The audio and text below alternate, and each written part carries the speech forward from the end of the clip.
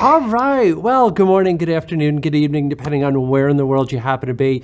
You may notice a couple of things are a little bit different. This is definitely an indication that today is a Bones Day. We're back in the studio, or at least I'm back in the studio, and it feels really good to finally be back here. It also feels really good to be bringing back on my compatriot Cecil Phillip to chat about Blazor. Cecil, welcome back. Thanks for joining. Thanks you so much for having me here. I know the last time I was on, we had a ton of fun. So I'm definitely looking forward to doing it again and talking about some cool things. Me too. Now, for those of you who aren't familiar with Cecil, Cecil's done an awful lot of .NET. You've probably seen him up and down YouTube and Learn TV and everywhere else, hosting a couple of different .NET shows. He does an awful lot with Blazor, which is what he's going to be talking about. But let me ask you this, Cecil, is how did you get into C#? How did you get into .NET? Sure. I was actually in college doing my degree, and I don't know why, for some reason, there was this book, I think it was C# in 24 hours or something like that. Remember back in the day when they used to have those Learn X in 24 hours or Learn X in 21 days kind of books? Mm-hmm. But anyway, I found one of those books and I just picked it up and started reading it. And I wasn't doing it for class, I wasn't doing it for a project or anything like that. Like I was just very naturally curious about learning the language, and I think it was C# 1.0 at the time. So this was .NET is like new and fresh, right? And I liked it. It was very much similar to Java, which I had some experience in doing because that's what they taught us in college. And so for me, it wasn't like I was adding a lot of extra baggage, right? Like it felt very similar and familiar, which was really cool. And I just started playing around with it. And lo and behold, when I graduated from college, my first job was, writing C# and web applications, which, at the time was very scary, right? Because I had no idea what I was doing. I've never written anything for production or anything that, anyone more than like two people are going to use. Excuse me. So it was definitely it was definitely a little bit of shock and awe, but it's been a great experience so far. And now years later, I'm still writing C# and we're having a good time. That's fantastic, and C# has certainly changed just a little bit since since back then. And I definitely do remember those like 24-hour books, and I always got a kick out of it because some of them were like this thick, like 700 pages. Sure, 24 hours, absolutely, yeah. Right. You could get through that in 24 hours. I mean, we all read like 1,000-page book in 24 hours, right? Like that's normal. Well, yeah, of course, yeah, of course. Yeah, absolutely. Cool. So you're back here again to chat about Blazor, and let's go ahead and set the stage for anybody who's maybe not overly familiar with what Blazor is. So let's just start there, and I've got a couple of other follow-up questions about Blazor and other frameworks, but let's start with what is Blazor? Okay, so for like the quick elevator pitch, Blazor is a web framework that you could use to write applications that run in the browser.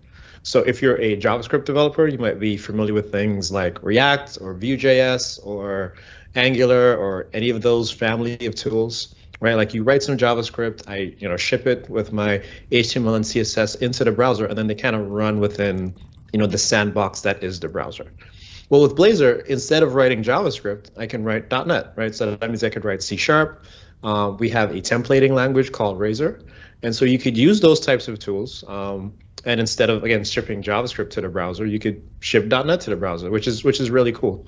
And I think the main benefit that folks get out of that is, well, if I'm already familiar with, this ecosystem of stuff, like I already know .NET, I already know C#, I already know Razor pages or, that Razor templating syntax, then it's a very comfortable transition for me from going to building regular web applications that are rendered on the server side to doing browser-based applications that are using C# and Blazor.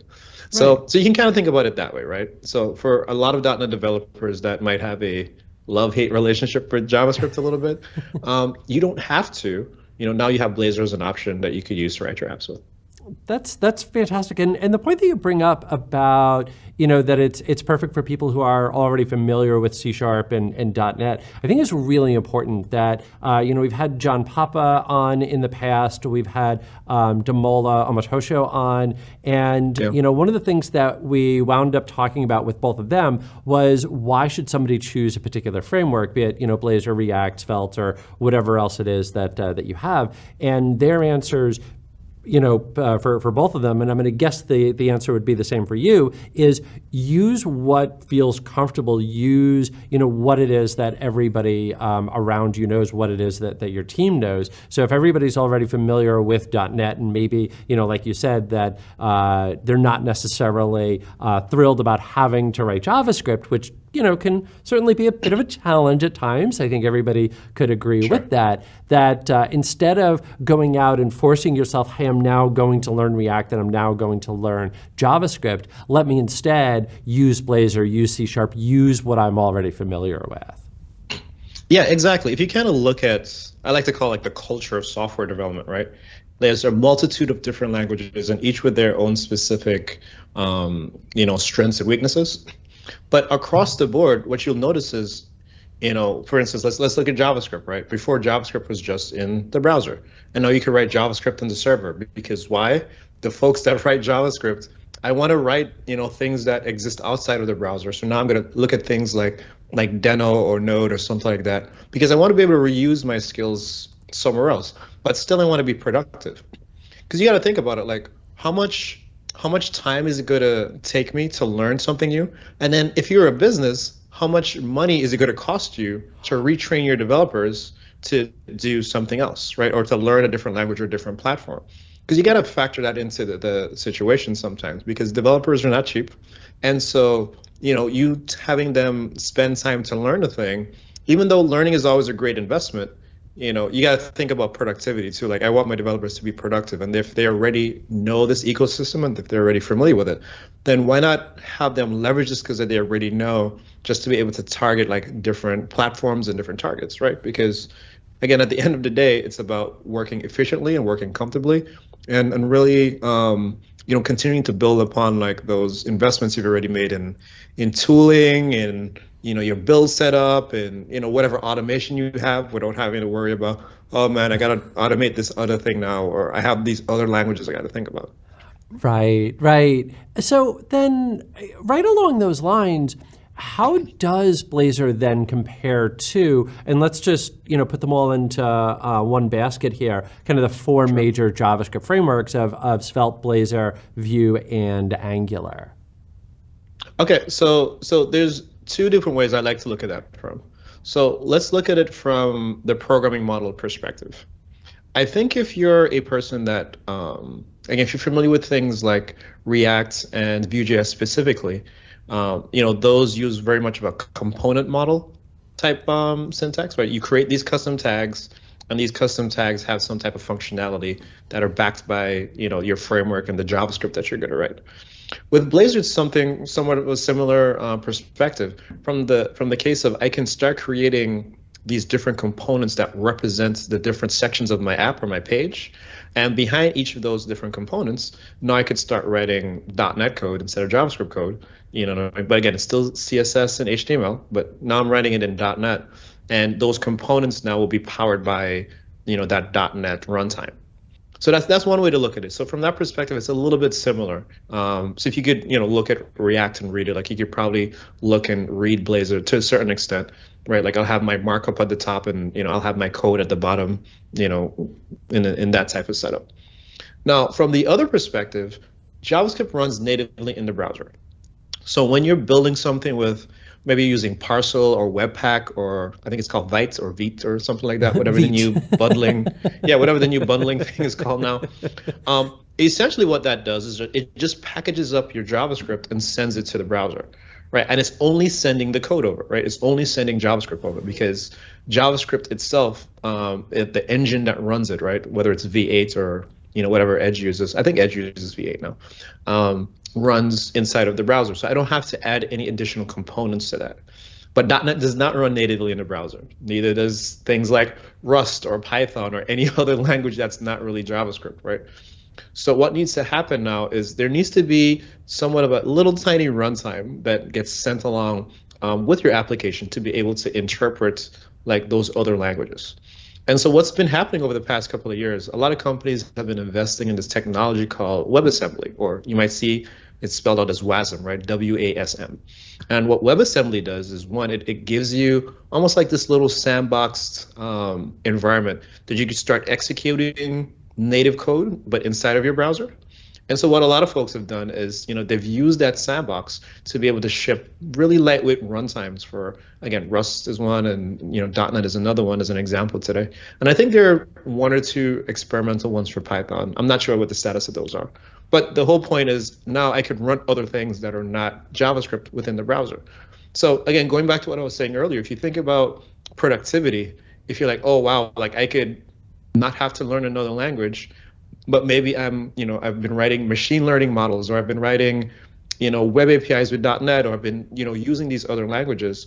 Now I could still be productive inside of this browser space just by using some of these native tools within that WebAssembly sandbox. Okay, I dig that. By the way, I'm going to real quick aside here, just because I don't know if I was on camera or not for a couple of minutes. But if anybody saw me on my phone, it was because I was logged out of Twitch, and I just wanted to be able to respond. And I have two-factor authentication turned on. So if anybody saw me on my phone, that's what I was doing there. But bringing it back to the conversation, there's a couple of great questions here from YouTube, and the first is from Terry, which is: suppose you're a newbie, which direction would you go, Blazor or JavaScript? If I was a newbie, that's okay. Well, I'd always say it depends, right? It's always that consultant's answer. Like, it depends. So learning Blazor, you're essentially saying that you have to learn .NET, right? Like learning JavaScript is learning JavaScript, but like learning Blazor, I have to learn .NET, and I also have to learn that Razor syntax. When you talk about learning JavaScript, you're just talking about learning a language, but then on top of that, now I have to learn a framework, right? So I guess I'm saying that Blazor and JavaScript are not synonymous, like they're not one-to-one, right? Like, so JavaScript would be, the equivalent to JavaScript would be learning C#, and the equivalent to learning Blazor would be learning another JavaScript framework, like, again, Vue.js or React or something of that nature. So kind of coming back a little bit now, like, so which one will I learn first, right? Like a JavaScript stack or a .NET stack? I would tell you just, it depends on what you're trying to do. I personally know a little bit of both. I know more .NET and C# than I know JavaScript. But I think what's useful is trying to understand, well, what else am I going to do with this, right? Like, am I going to write web applications? Am I going to want to write mobile applications in the future? Am I doing anything with, I don't know, maybe microservices in the cloud? And what is my team doing? Like, what are my partners or my colleagues or my coworkers working at, right? Like, so how do we interoperate and how do we work together? So I think it really just depends on, what do you think is going to, again, what's going to make you comfortable, what's going to bring you the most joy out of writing, and depending on your job or the task that you're trying to complete, you can kind of weigh the pros and cons. Okay. I would tell you that, hey, it's nothing wrong with learning all of them, but we only have so much time, and if your job is not paying you to sit down and evaluate languages and tools all day, then you probably have to pick one. If it's just for recreational purposes, I would tell you that there's no wrong answer. Like, I'd say just pick one and try it out, and if you don't like it, then just do something else. Okay, fair enough. I'd kind of like a job where I just get to play around with different frameworks and just see how they all work. That would be fun, right? They should make one of those. Yeah. Let's see. Jose Silva asked the question, kind of two, is, do we need state management in Blazor like it's needed in Flutter? That's funny. So first off, shout out to Jose. So Jose shows up to my shows every single week. Every single live stream I do, Jose is there. So real quick, shout out to Jose. I know Jose's out of Brazil, so just want to say hi to him. Do we need state management like we do in Flutter? So I'll be honest with you, I have never built a Flutter application, and I don't know what that feels like or look like. But I will tell you that if you're doing anything where you have to, and this is regardless of whether we're talking about JavaScript or .NET or Vue.js or Blazor, assuming that you're going to have these different components that, make up your application that you're going to kind of put together like Lego pieces, there's always going to be a need for you to, either signal, between each other or, communicate state between each other or something of the sort. And, you're going to have to figure out, well, what's going to be the best way for you to personally do that. Blazor has some ways that you can do it, by passing down events and properties or, using callbacks and things of that nature. Or, there's a lot of other frameworks like MVVM frameworks. MVVM stands for Model View Model frameworks that have some of that stuff built in that you could kind of leverage if you wanted to. So do you need to, I'm guessing Flutter probably has the same thing. Again, I've never built a Flutter app, so I can't comment on it. But yeah, you're gonna need to figure out like what's gonna be the way that you want to do that communication, and then looking at the framework, what does it have out of the box, and am I gonna need anything additional on top of that? Okay, that makes a lot of sense. So I know that, and Jose is showing you some love back as well. Nice. So yeah. So I know that you brought a little demo Yes. with Blazor. So what have you got to show us today? All right, so let me go ahead. I'm going to share my screen right now. So this demo is actually I think it's a really interesting demo. It's a little bit different than the demos that I usually do. So really quickly, so I'm inside of Visual Studio Code right now. When you build Blazor applications, you have a few different options, right? Like you have the option of running it just as a JavaScript thing, like static assets. You can run it hosted inside of an ASP.NET application, which is really cool. It's just one project. You also have the option of generating a template that gives you your front end, your back end, both in different folders. But then now it can actually reuse the code back and forth, right? Which I think is really cool. What I'm doing in this particular demo is I'm just running an application in one place, right? Like so, I just have it, set up where I only have one app. And so this one is actually called, I'm in the wrong folder. Hold on, let me make sure I'm in the right folder. There you go. While he's getting to the right folder, it's worth highlighting the fact that Cecil is using a Mac here with VS Code. I am using a Mac with VS Code. VS Code is one of my favorite editors to use for a couple of reasons. One, I could change languages and I could just be in one place and I don't have to change tools, which I think is cool. And also too, I love how all my settings kind of just sync and like move back and forth with me. So, that's a big one for me. All right, so I'm going to open up this demo, and first I'll show you what the demo does, and we'll talk through it a little bit, and feel free to go ahead and ask questions. And then after that, we could talk about like how it was built and what are some of the things that are happening here. Now, this is a really quick sample application I put together.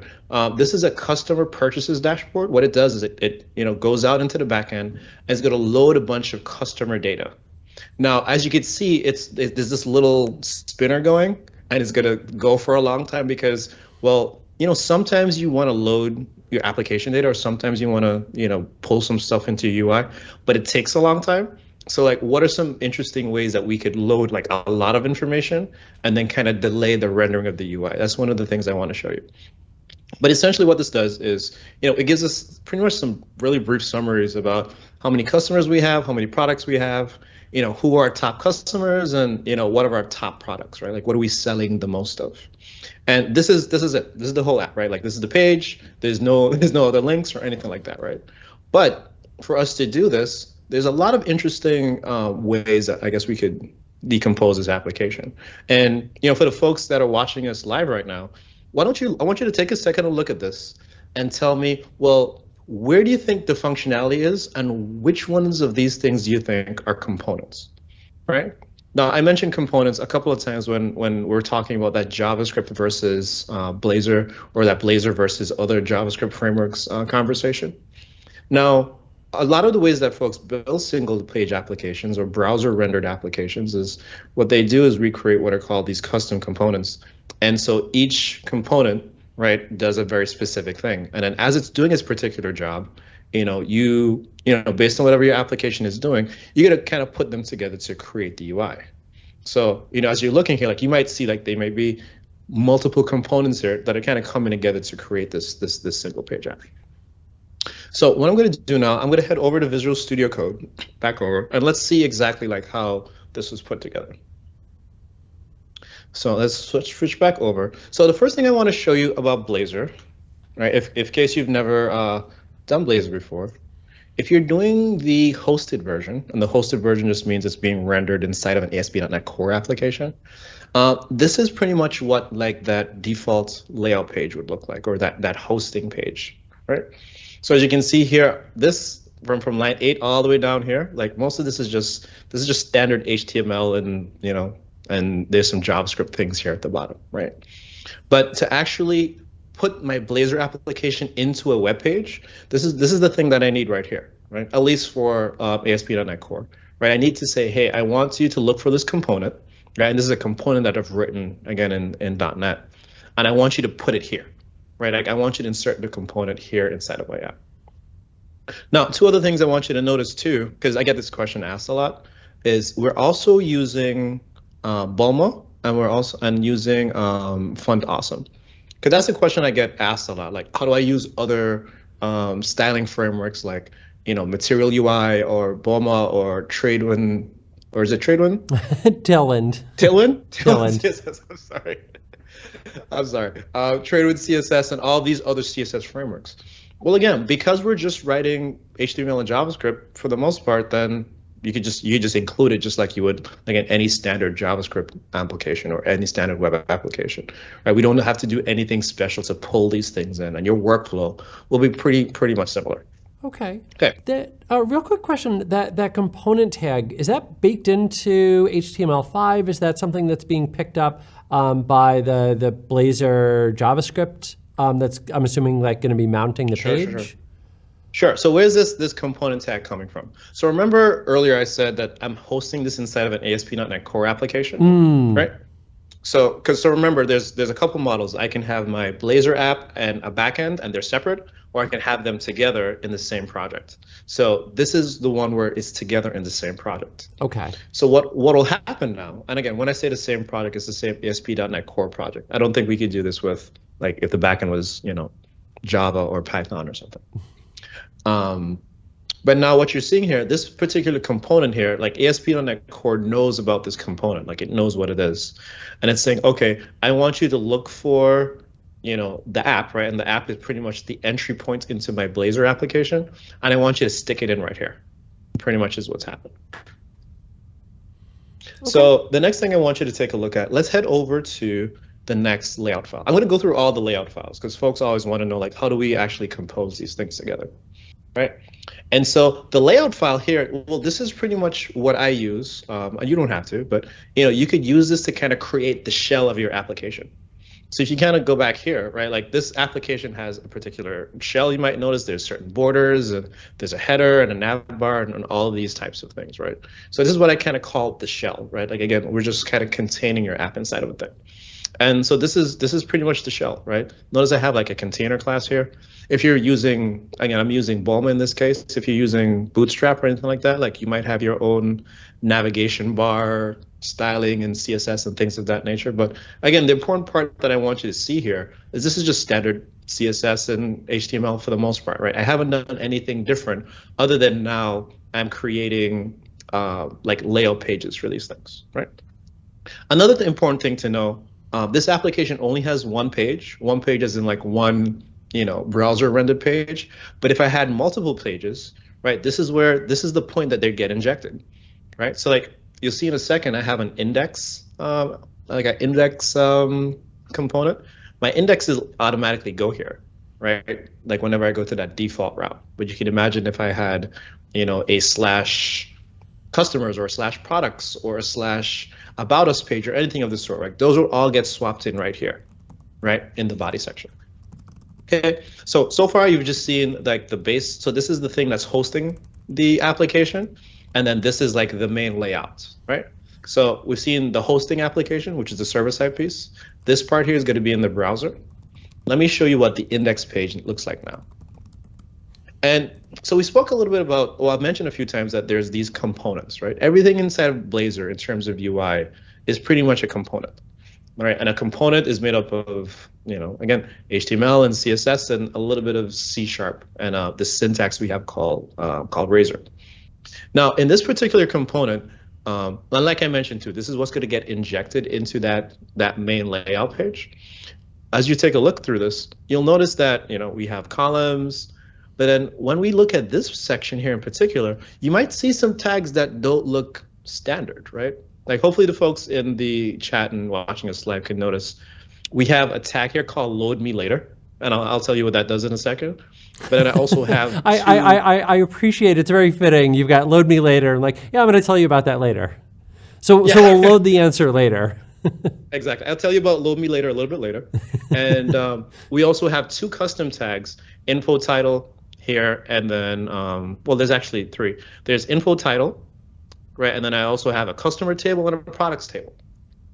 Now, from the perspective of Blazor, those are all of the custom components that I've created that I'm composing my application with, right? If you think about what it looks like, when it's actually rendered in the browser, all of this is going to get expanded on into HTML. It's probably going to be a lot bigger than like 36 pages, right? But it's going to be a lot bigger than 36 lines of code.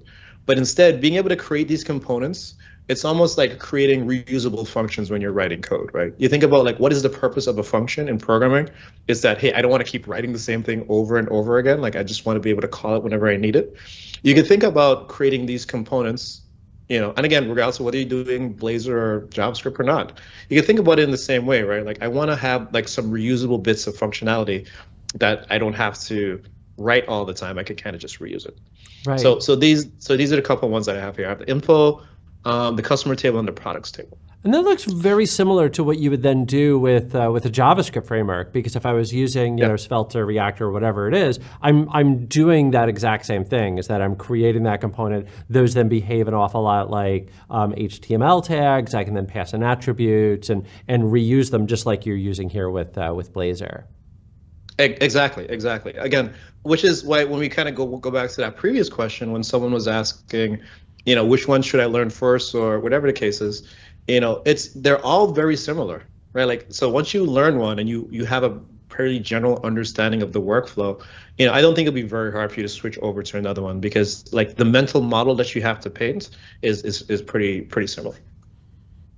Okay, now here's one thing I want to tell you about this component, right? So as you can see here, I'm going to tell you about these. I'm going to tell you about these other components I have in here, but specifically for index.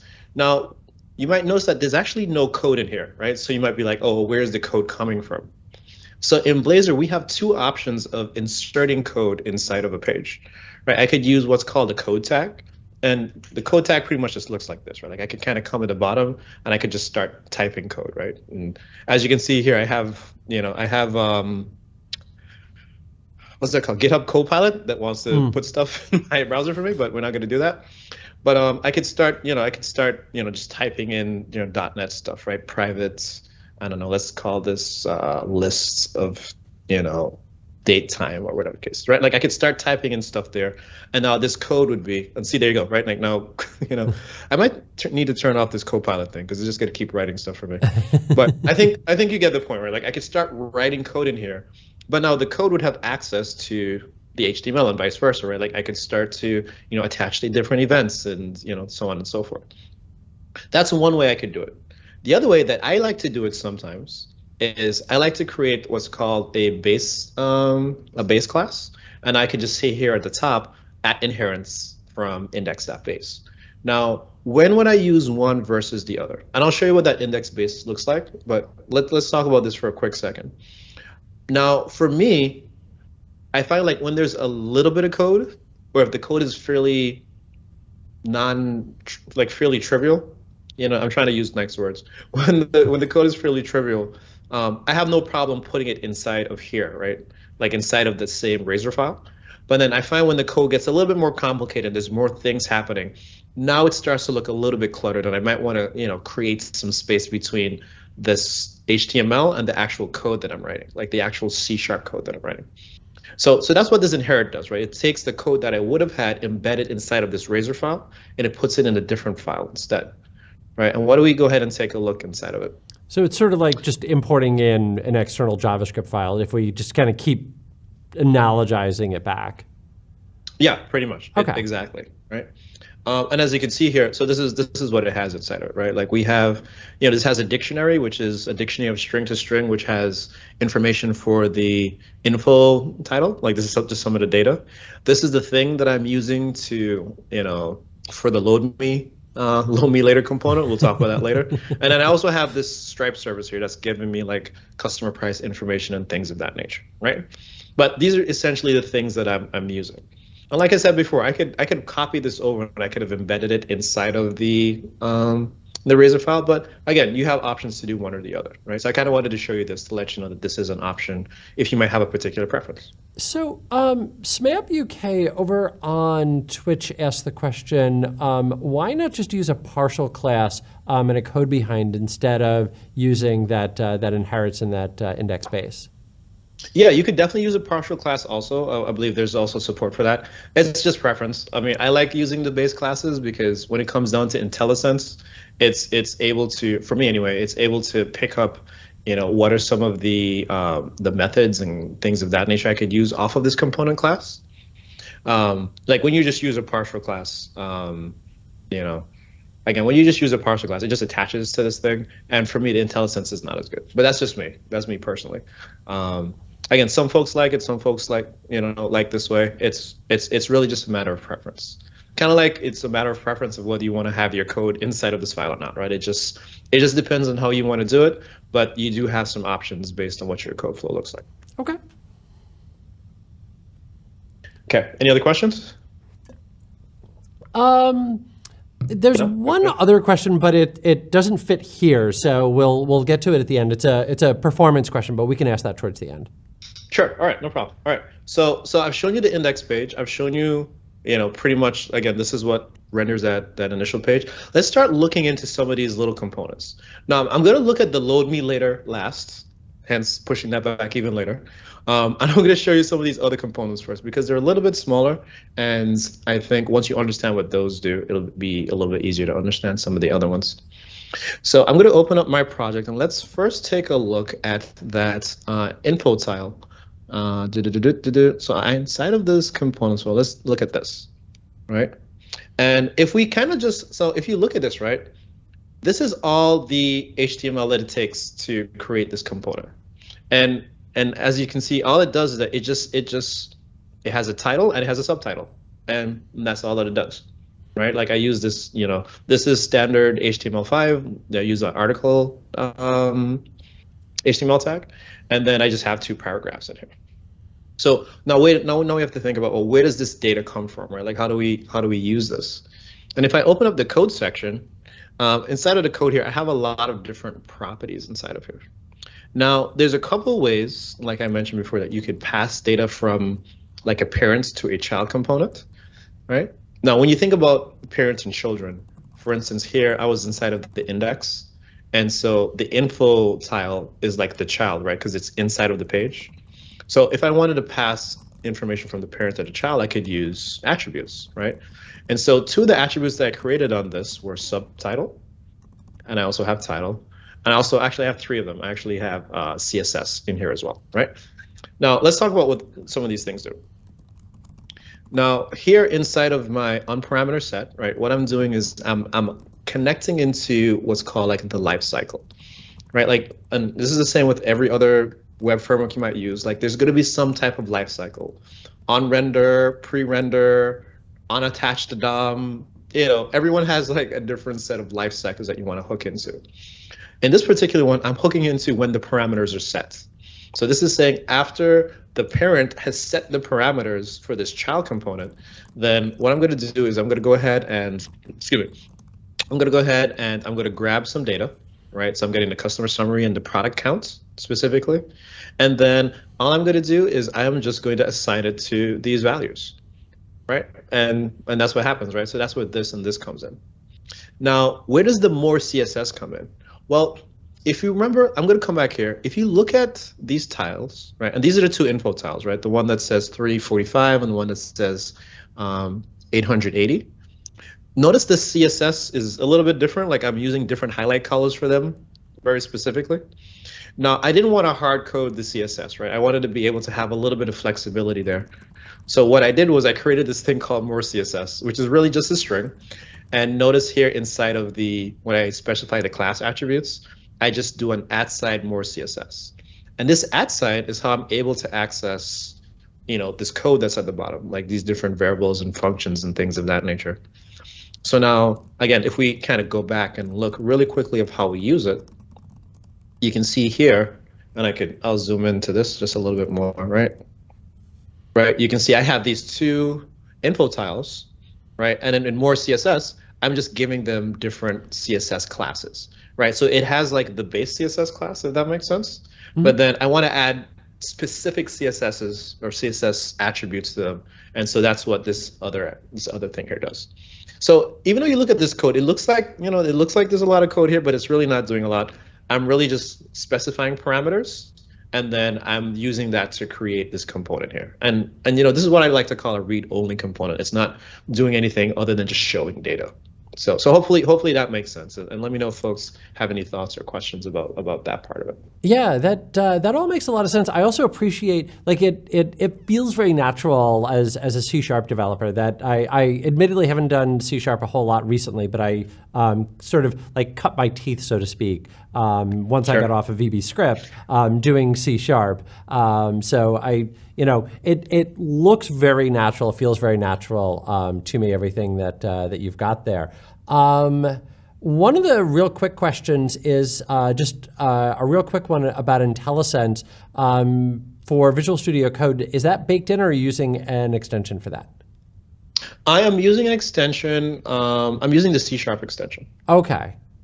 So if you come into extensions and you just type .NET, or I think it's called C#. I think it's literally just called C#. Where is it? Oh, not $, but C#. There we go. Yeah, I'm just using this extension. Oh, okay. Okay. Perfect. Yeah. But once you have that extension, it'll give you support for the web-based applications, and again, syntax highlighting and IntelliSense for some different things as well. So yeah, that's the only extension I have. So so if you were talking about getting started with C# and VS Code in general, there are bundles, right? So there's a C# .NET bundle, which is what I'm using, and then also you'd need to have the .NET SDK installed on your machine. Okay. But other than that, those would be the two main things you'd need to be able to create this application. Okay. Perfect. Okay, cool. So now we saw what the info tile one looks like. So let's take a look at some of these other ones, right? So if we look here, you can see there's a customers one, and there's also popular products. So why don't we take a look at the customers one first, and then we'll kind of go into popular products. And one of the things you'll notice here too, like some folks may be wondering, or maybe you know already, like how does it know the name of the component? Well, the name of the component is the name of the file, right? So I called my file customer table, so hence when I use it, I use customer table. And this one is called info tile because that's what I called the file. I think you can rename it if you wanted to, or you could just change the name of the file, but that's pretty much how it works. Now, as we're looking at this one is the customer table component, right? So again, very similar to what we saw before, except this one is a little bit more markup, right? There's a little bit more HTML and CSS markup inside of here, and there's a little bit more code inside of here too. From the perspective of what I'm doing here is I'm rendering a table that shows me a list of customer data. So let's look at the HTML first. And again, a lot of these you see card and content and tables, full width and things of that nature. Those are all from Bulma, because remember I'm just using Bulma as my styling thing. You might use Bootstrap or Hooray, Bootstrap. Tailwind or whatever the thing, whatever your framework of choice. It all works just fine. So this is just the table. But here now, notice inside of the body of the table, instead of that T body, I have like this if statement that's in here, right? And remember, every time I use an @, this is when I start to plug in code, right? Like this is like, .NET saying, okay, this is where code begins kind of thing. So here I have an if statement, and I have some, pretty much I have a list of customers. So I'm pretty much saying if my list of customers is not empty, right? Like if there's stuff in there, I want you to loop over my list of customers, and I want you to create these TRs, right? These table rows. And for my table rows, I'm going to create this, this right here is just like a font awesome icon. And then, the customer ID, the email address, and the total amount that I got back from that customer data, right? And now it's just going to loop through and it's going to generate that table for me. Now, if we scroll down a little bit, as you can see here, the only thing that I'm doing here that's of real importance is I'm saying here is the customer data, like this is where it's going to go. And by default, I'm just saying it's empty, right? There's nothing in it by default on line 48. But here, remember we talked about custom events, right? So this event is saying whenever this component is initialized. So it's pretty much saying whenever this component is turned on, right? Like I'm not passing any components from the parent. I'm not doing anything crazy. All I'm doing is whenever the component is ready to use, pretty much, I want you to go get the customer data, right? And I get that customer data and I assign it to this property. So that would be similar to like on mount in like React or other places. Yeah, it's like on mount or something of that sort in other places. Yeah. So the component's ready to go, loop through and generate this table, right? And again, I'm going to switch back really quickly. So this is the table here that I'm talking about that it generates, right? So here are those font awesome icons that I'm using. And here's just some random, this is fake data, folks. This is not real people, so don't get mad at me. No PII is being shown here. But again, this is just random, emails and things of that nature that have been generated to show in this particular table. And so that's the customer table. So now again, I have this separate component that I could use. If I wanted to use it on this page or another page or whatever the case is. Now, again, you can start to see like the power of taking these Lego blocks and putting them together in like little bits and pieces. And I'll show you the products table really quickly, but I'm pretty sure y'all are starting to get the point, right? Like we're gonna do the same thing again, right? We're gonna have some CSS. I'm gonna see if there's any products in the product list, and I'm gonna loop through and I'm gonna output them, right? And that's pretty much what's happening here. And again, I'm doing the same thing here again, like on initialized, instead of getting the customer summary, this time I'm getting the product count, and then I'm outputting that to the browser, and then that's what that looks like here in a second. Okay, now let's go to the fun one. The fun one is the load me later one, because I know that's what everyone wants to see. It is now later. Let's head back. What's that? I said it is now later. It is now later, so we can take a look at it. So here's the thing. If you recall, when the application first loaded, and I know maybe some of you were here in the beginning or not, maybe you weren't. Actually, let me kill this. Let me stop this. Kill is a bad word. Let me stop this and run it again, right? What you may notice, right, is that when I first run this application, and I did stop it, so this is going to happen. Right? What you notice is that the customer data didn't load immediately. And that's because sometimes you're running applications and there might be a delay, right? And so what do you think is a good customer experience for you to have? Should my page just be a blank white page and my browser just spitting, or should I be like, okay, well, we got your request, give us a second, I'm going to show you some things, right? Notice here too, as I talk to you about every 5 or 10 seconds or so, like the words change, right? It says, I'm coming, I'm really coming. Not much longer. I'll be there in a second. Reticulating splines. Right. And so, but I do it there because again, I'm thinking about that customer experience, right? Like, I know it's taking a long time. The app isn't broken. See, I got like the little emoji and everything, right? It's taking a little while. It's coming, and then now I'm able to render my UI. So like, how are we able to create an experience like that? Well, something that's able to like delay the rendering of stuff. And so that's where the load me later component comes into play. Now I'm gonna move down this terminal really quick because we don't really need that. And if you recall, inside of my my index page, right, the load me later section pretty much like wraps every other component, right? So if you think about it, like I have load me later and I have child elements inside of it, but I'm saying, I have this when ready property. I'm saying I want you to look at this thing and let me know when the data is ready to load. And when it's ready to load, here's the stuff I want you to show, right? That's pretty much what I'm saying, right? So whatever I put here in, ready when, this is kind of me signaling, well, this is when you'll know, well, when the data is ready, right? If that makes sense. So let's head over to load me later and see what this looks like. And again, there's not a lot of code here, but it's really interesting to take a look at. So first I have an is ready property, right? And if it's ready, then I want you to show the child content. Now, if you remember when I showed you that previous page, that child content was the stuff that I had in between that that load me later element, right? But until it's ready, I want you to show this, right? So this is the part where I'm like, I'm not ready yet, but you could show this stuff to folks until I get to that point, right? So this is my if else. If you're ready, show the child content. If you're not ready, show this other stuff that's here.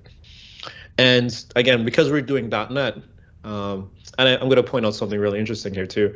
I'm using what are called .NET timers. I'll scroll down here a little bit. So I created a timer, and I'm pretty much just going to say start the timer, right? And then every time like the timer fires off, I want you to call this rotates text method, right? So the component's initialized, and when it starts up, create a timer, start the timer. And then I'm going to wait until whenever ready when tells me it's done. And then when it's ready, I'm going to say it's true. I'm going to stop the timer, and then I'm going to refresh the page, right? So let's talk through that again, because I know that might be a lot for some folks, right? So all the component is going to do, I'm going to specify a ready when operation. Like this is when I know the data is done and it's ready for me to use. But until then, I'm just going to have a timer spinning. And every time like a tick happens in the timer, it's going to rotate the text that we're seeing on the screen. And I think here, all right, so this is 15,000, so that's like 15 seconds pretty much. I thought it was shorter than that, but I guess every 15 seconds it's going to load. Here's the reference to the child content. So in Blazor specifically, we call that a render fragment. Right, so anything that you're going to put in between the tags of your custom component, you could pretty much call that a render fragment, right? So now that render fragment of child content, and then here I have a pretty much like an event callback, right? So in my callback, I'm going to specify pretty much a function, and whenever that function returns, then it's going to say, okay, well, it's successfully completed or not, and then it'll show my stuff. Okay. And then my loading text, my loading text is really just a bunch of strings, right? That are here. And we kind of just loop through the strings, right? Like one moment, we're generating a report, not much longer. Any moment now, seriously, we're almost done. All right, we kind of just go through those. But then again, I'm doing this because I think it's important that we show some type of visual indication to our users that stuff is actually happening. Because how many times have you gone to a page and it just sticks there and it doesn't do anything, and you're not sure if it's actually doing work or not? And you might hit refresh a couple times or just leave in general because you don't want to wait for it. Yeah, 100%. It's one of the things actually that I kind of miss about now that we have solid state drives is you don't get the little flashing on your computer. You don't hear the hard drive spinning, so that way hey, there's something actually happening. It can just be nothing. So I definitely appreciate you putting it out there. We've got about like 10 minutes left, and I think all of that demo is perfect. I think you've shown the power of Blazor pretty well there. And in fact, there's a couple of people that are calling out, like Dale mentions, seems like a React easy mode. Which, I mean, it's worth highlighting. This is not designed to be, let's take over React here, that, all of these frameworks can live side by side, but that's still kind of a nice little bit of feedback. And then there's one real quick question that I'm going to get into a couple of meatier ones. Is, are you working on an Intel base or an M1 Mac? I have an Intel-based Mac. My Mac is the 2018 MacBook Pro, so I have an Intel-based Mac.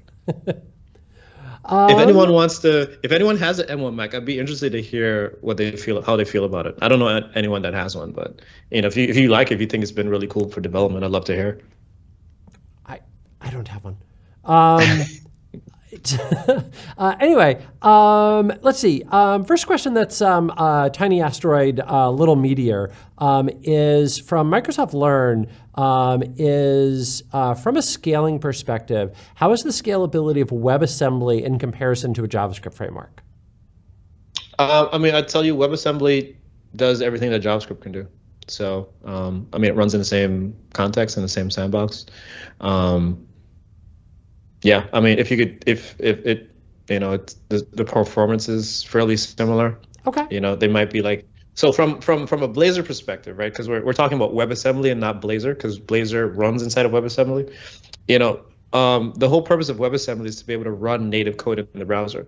So, native code, as you can imagine, it's not interpreted, or there's no REPL or anything like that. Like, it runs natively. The performance is pretty good, right? So at that point, it really just becomes how fast is your browser and how efficient is your code. Okay, perfect. And then the next question, I'm trying to find it. I know it was on YouTube, and I cannot remember who it was that asked it. But the question was about obfuscation. So Sure. I'm assuming that that whatever the intermediate language code that's being compiled into that DLL that's then going to be sent down and run inside the browser, I'm assuming that would then potentially be accessible by the client. Is there anything that can be done there for obfuscation? Is that not necessarily a thing? Sure. I mean, again, it's just like any other .NET application. And what I'm doing right now is I'm actually going to open my project folder, and I'm going to actually show you what goes in there. So I'm going to go to bin, debug, and I think it's right. So like, this is the stuff that'll get sent to it, right? I mean, some of the stuff is debug, like the PDBs and things of that nature don't go. But essentially, you're going to get like .dll files, right? Like, this is the name of my project. It's like this .dll file is going to get sent to the browser. So again, if you think about like other language, if you think about like JavaScript, like the JavaScript file gets sent to the browser, and the JavaScript is very much of a human readable file. With .NET, it's going to send .dll files. Now, from that perspective, yes, you could capture the DLL files, and you could disassemble the DLL files if you wanted to, and do all those sorts of things. If you wanted to, I believe, I'm not sure, so don't quote me, but there are I can't say that word. Oh my gosh, obfuscators. Gosh, I can't say that word. I'm sorry, Christopher. But there are things that will mangle your code, right? To protect it a little bit more. Just like when you ship desktop applications or web applications, or mobile applications. I believe this should work in Blazor, because again, at the end of the day, it's about like the DLL itself. And again, you can have those signed and things of that nature too. Okay. So, but by default, again, we're not shipping the C# code, right? We're shipping the DLL. So now it would be a matter of, yes, you'd have to, if you wanted to, if that's important to you, you'd have to find a way to obfuscate. I was close. I almost said it. Obfuscate that DLL file. You got close enough. I was close. I tried. I'm doing my best. Let's see. John Wick Park asks a question. I'm actually going to change this ever so slightly. Sure. But the question is, how should I check out the cost for server-side rendering on Azure before deployment? And so I'm going to immediately, of course, pivot into Azure Static Web Apps, which for a lot of the types of applications that you might be building is going to be free. Can you do server-side rendering with Blazor with Azure Static Web Apps? Can you do server-side rendering with Azure Static Web Apps? I don't think so. Okay. And this is why I say that. With Azure Static Web Apps, okay, so let's kind of take a step back. Now, remember in the beginning I told you like there are some different models for running Blazor applications. Mm-hmm. So in this particular application I'm running, it's running hosted in an ASP.NET Core app, right? So that means that there's a server-side component, and then there's a front-end component, right? So the Blazor stuff, all the components that I've shown you, with the exception of this host that file here, right, is pretty much rendered in Blazor, right? Now, notice here in Blazor, you have the option to say server rendered preferred, right? So this is pretty much you saying, hey, do I want to render it on the server or not, right? But again, those are those static assets we're talking about. I guess kind of like if you had a React app and you could like server render it first and then everything else happens in the browser, is like a very similar type approach. Now, I'm saying all of this because with Azure Static Web Apps, because it's just static assets, right? Like probably what you'd do is you'd probably want to build or compose your application, and then you'd send it over to what you deploy it to Azure Static Web Apps, right? You deploy it inside of the container that it runs inside, but there's no server that you can really take control of, right? Like you're gonna need like an ASP.NET thing in the background. Okay. Maybe later that might be a thing that we could do. Today we can't, but if you're doing something like app service or something like that, then yeah, that's something that you could definitely do. Okay. That's fair. And there's a free tier of app service. It's relatively limited, but there is a free tier of app service. So if somebody was wanting to play around with that, they could go ahead and do that. Trying to just sift through the chat here. We've had just like a little bit of a burst. We've got like 2 minutes left. Why can I not find the question that here it is. Lolo asks over on YouTube, can't remember, but thought it's compiled for every browser platform type when it's accessed by the browser. So is this, is that intermediate language that's being sent down as part of WebAssembly, is that going to be recompiled particular for the browser, for the client system? Is it going to be recompiled specific to run in the browser? Yeah, it was specific to different browsers. So if I'm running this on a Mac or if I'm running this on Windows, is it going to be compiled differently? No, it's not. Okay. It's not going to be compiled ever differently. I mean, again, remember the thing that's being compiled is like your .NET code, right? Everything else that's here, you know what I mean? Like this is standard HTML and CSS and things of that nature. Okay. Right. And so this is going to get sent to the browser as pretty much as is, and then your browser would render it. So if you're worried about like differences in browsers in terms of support for special HTML tags and things of that nature, I mean, you'd do your I think all of these CSS frameworks have like different browser resets and all those types of things. Like all those things still work the same, and that's fine. If you wanted to build a different version of the app for a different browser, yeah, I don't know how you do that, to be honest with you. Okay. I mean, you'd probably have to do something in this host file that runs on the server to kind of detect that first, and then, then like the app that you're sending it here could be different, right?